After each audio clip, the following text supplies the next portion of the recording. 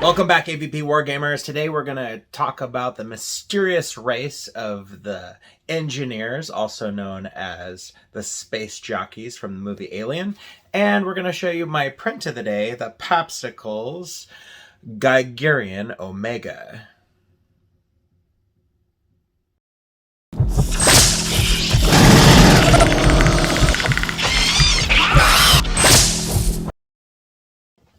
All right, let's talk about the engineers from the movie Prometheus, also known as the space jockeys or engineers in the Alien franchise. Now, these creatures have changed, obviously, since the original design from H.R. Giger.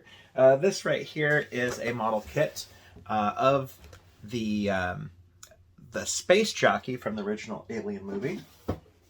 And it's originally a movie classics model. Here's the original box for it. And this is actually a pretty good wargaming scale. I think this is true 28 millimeter. This also came with the little space guys right here, and they're very tiny next to this. So just a little piece of fun model history. Now, if you really like this model, I don't think you can find it anymore unless you're lucky on eBay. However, you can go to Thingiverse and print up your very own. There's a couple websites that have this. Most of them are free. You can download. I'll try to find a link and I'll put it in the description below. Here's another one that I printed, just a little bit bigger. And it misprinted a little bit right there, so you can see it's a little crooked, but I tried to patch it up as much as I could. But that was one of my first prints, and then I did a second print that was just a little bit smaller in scale. Anyways, this is the Space Jockey Pilot. So let's pull up the Aliens roleplay game and read about the engineers and what they say, because this actually kind of gives you a little bit more depth into explaining what the heck they are. I'll also put a link in the description below for another YouTuber that did a really good in-depth video on engineers, which I really appreciated.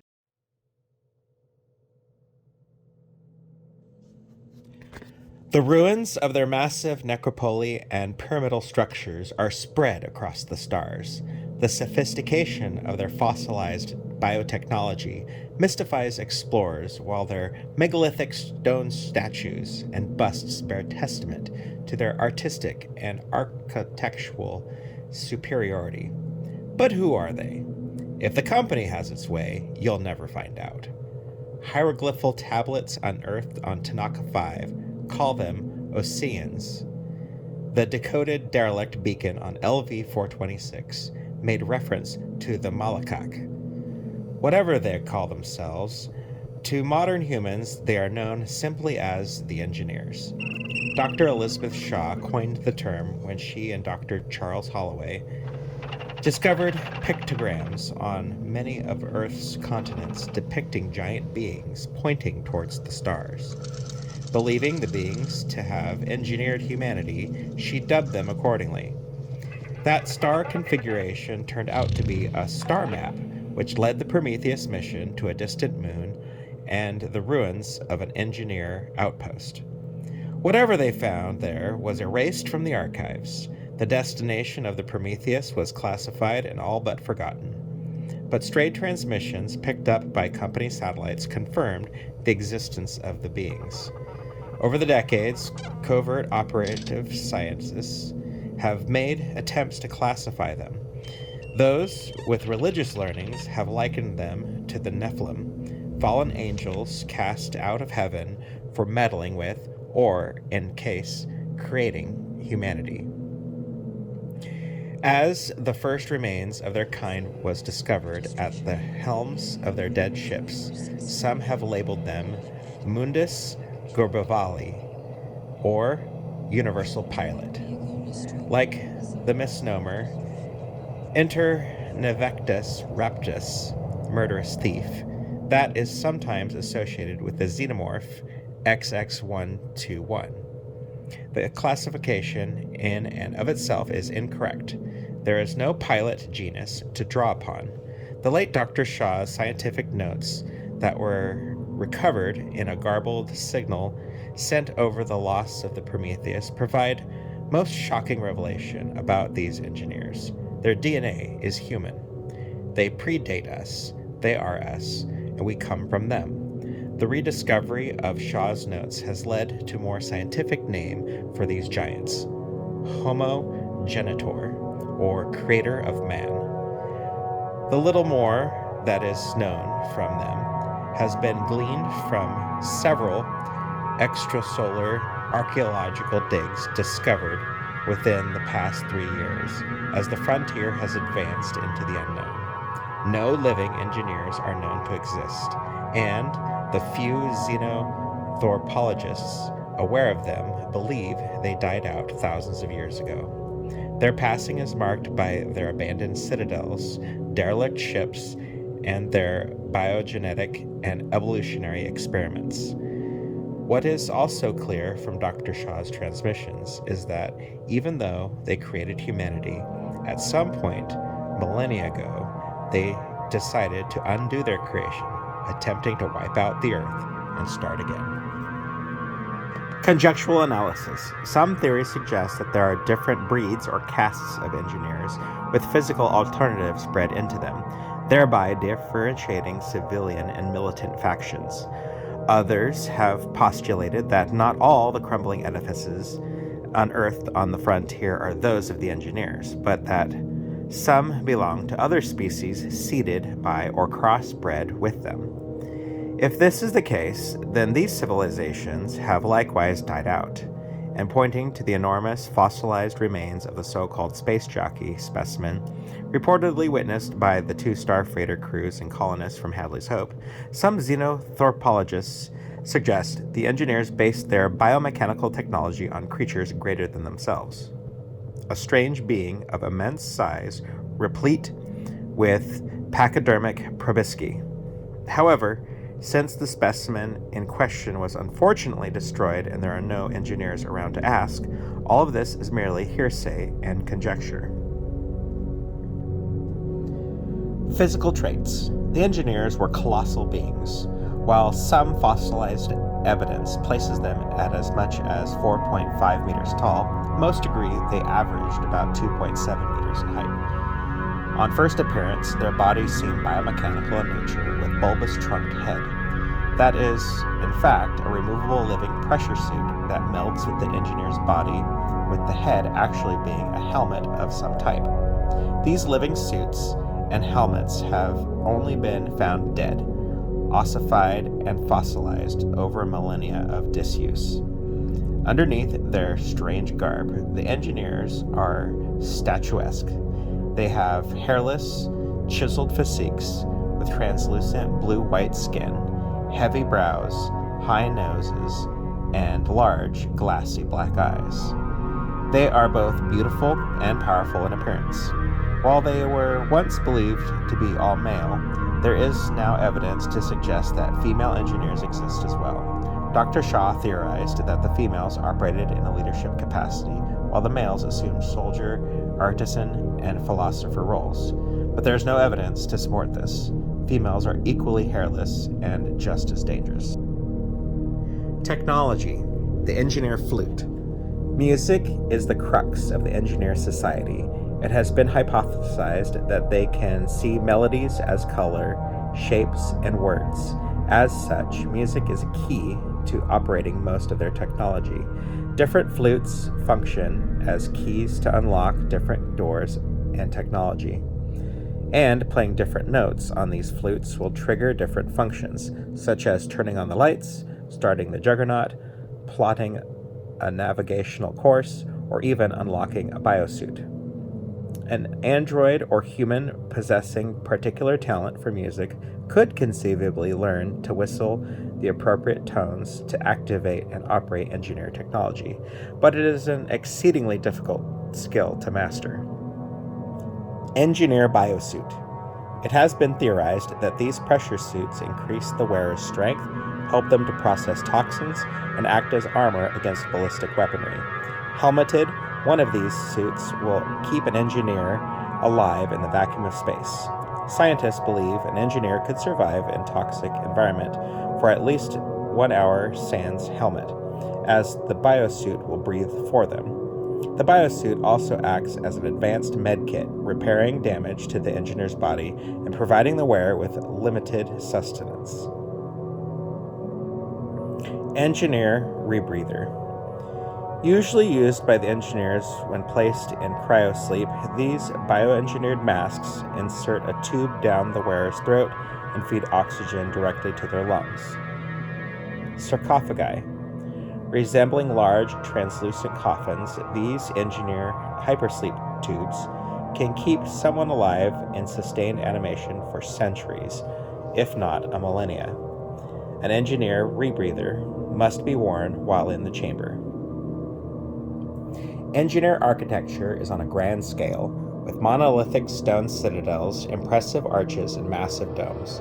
Most engineer installations will have at least one giant stone head. It is believed that these heads are meant to represent one of 6 elders of their civilization: intellectuals, artists, and wise men. Their culture appears to be steeped in both the science and the arts. In addition, their biotechnological wonders, beautifully painted murals, and bas-reliefs of bizarre alien creatures adorn the walls of their innermost sanctums. While not yet understood, their computer interfaces work on a combination of musical initiation plus the manipulation of depressible hieroglyphic symbols and rubbery egg-shaped control nodules. There is evidence of terraforming as many of their sites via a method the company scientists so far cannot explain. Vast underground hangars are hypothesized to hold the remains of their starfaring juggernauts, although all such hangars discovered thus far have been vacant. So that's the company's directive as to what the engineers are. Now, obviously, in Hollywood, they change a lot of the ideas and themes. And according to the Dark Horse comic books, the engineers were originally more elephantoid in design, as you can see. And obviously, you know, when Ridley Scott redid his prequel ideas, he came up with this concept of having them as descendants of humans, or creators of humans. Now, that is a old concept that comes from Chariots of the Gods, Zechariah Stitchin novel, and it basically tries to give a pseudoscientific history of the Bible and explain everything as with aliens. So that's kind of the history about how the engineers have kind of morphed into and how they are perceived in the lore of such. Anyways, what does that mean for us as gamers? Well, I am creating a Xeno themed board using BioCraft miniatures, and I'll show you some of those right now. Now, BioCraft was very inspired by H.R. Geiger, and here is some of the models from BioCraft. And I'll do a full video talking about BioCraft and showing how awesome all their stuff is. They have wall sections, and these are a couple of their engineers that they designed. So these are like little hovercraft floating things. I misprinted one of them, and it actually still turned out pretty cool. I painted the misprinting as green slime or some sort of corrosion, as if this was found in a derelict ship. Now, Papsikles has released many engineer models. Here's some of them. He calls them Omegas, and some really cool designs for these guys. And they kind of came out at different scales. Obviously, as a 3D printer, you can print to any scale you want. But yeah, here's another one.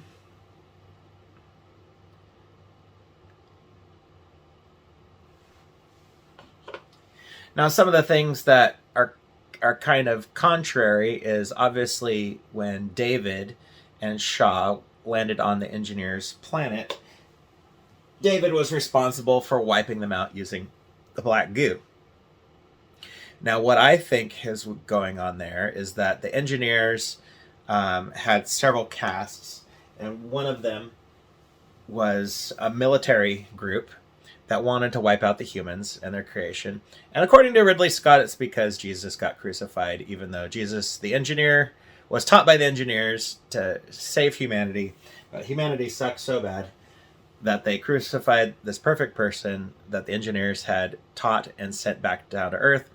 And so they decided, well, if they're going to not get along, we'll just wipe them out. But in doing so, their black goo turned on them and destroyed the engineers on their weapons facility.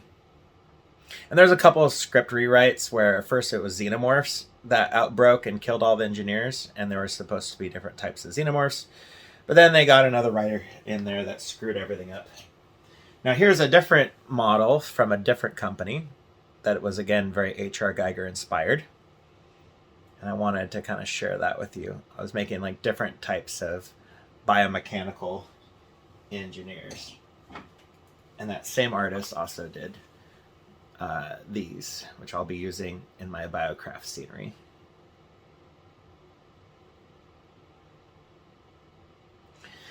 So yeah, so apparently, well, what I think happened is you had your military engineers, which would be probably those guys, and then you had some of the more friendly humanoid engineers that had basically given up all violence and were on their planet living peacefully, and then David came in and wiped them out.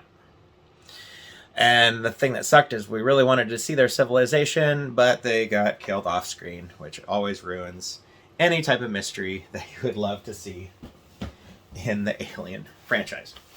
So, anyways, that's a little bit about the engineers. Oh, and one more thing. I do have this guy. I showed him in another video. This was a Titan. This is also by Papsikles. So, pretty awesome. From the Omegas.